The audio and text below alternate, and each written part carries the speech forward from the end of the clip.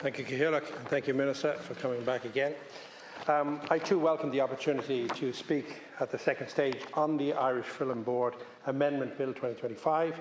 This bill, which raises the board's maximum aggregate funding from 500 million to 840 million, it's a decisive statement of intent from the state to back our creative industries at scale, to grow jobs and to secure Ireland's place on the international screen.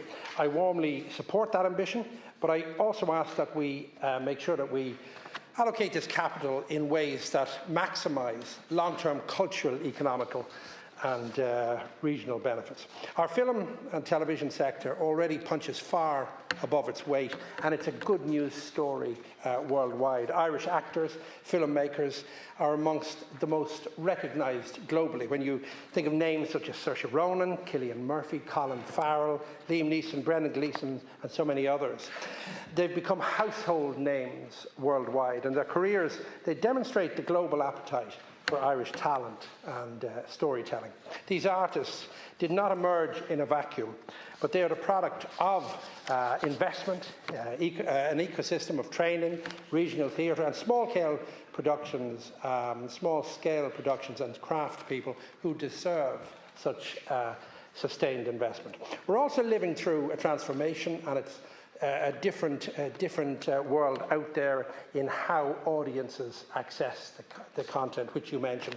Streaming platforms such as Netflix, Amazon, Disney, Apple TV, YouTube and many others.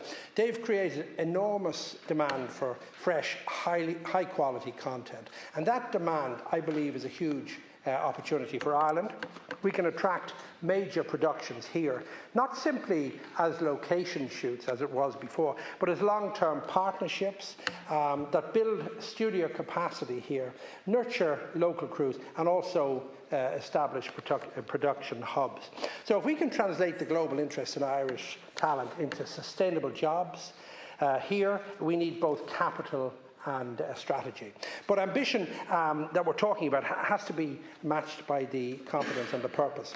One of the big and overriding issues facing the sector today is Screen Ireland's ongoing inability to progress contracts and active productions that it has already agreed to fund. And they're contracts that are in the pipeline. I know projects that are languishing, awaiting contract signatures. Budget approvals are disbursements, I should say. That delay, it slows the entire industry. It frustrates producers and talent, and it undermines confidence amongst private and international partners and funders. And in many cases, Minister, it appears to be the result of excess bureaucracy and also, I would say, understaffing. So a public agency that's meant to fund to catalyse that production, it must operate with the speed, the clarity and sufficient capacity. Alongside that slowdown in signing contracts, etc., there's also a perception within the sector that Screen Ireland has sometimes behaved more like a Hollywood studio than a state funder of culture. Commercial considerations are very important, but when public money is being used to leverage private investment and maximise the economic impact, we have to be careful that the decisions are not driven primarily by fear of political or public blowback. Otherwise, we lose sight of the board's cultural remit. The result can be overly risk-averse decision-making that shies away from supporting bold are challenging Irish voices. So there's two parts that we need to look at. One side, we need to look at the under-resourcing and the delays in bureaucracy, and on the other, the overly commercial showbiz mindset that forgets the public purpose of cultural funding. The board needs a sharpened focus, faster contract management and clear timelines, improving staffing and streamlined processes that enable producers to move from the green light to camera without unnecessary delay.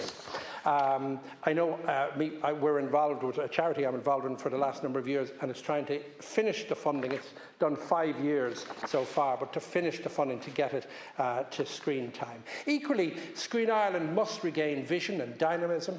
The sector's revival in recent decades was driven by public champions prepared to take risks on talent and ideas. And our recently retired president, Michael D. Higgins, was one of those people who was a visionary for the arts, and he pushed and his commitment to culture, that helped nurture a whole ecosystem where Irish storytelling and talent could flourish.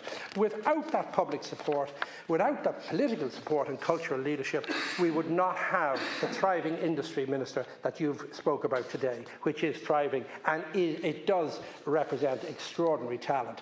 The bill's increased funding, it should be applied strategically. First, it should allow the additional capital to leverage inward streaming commissions by structuring co-investments that require training places, regional spend and clear environmental standards.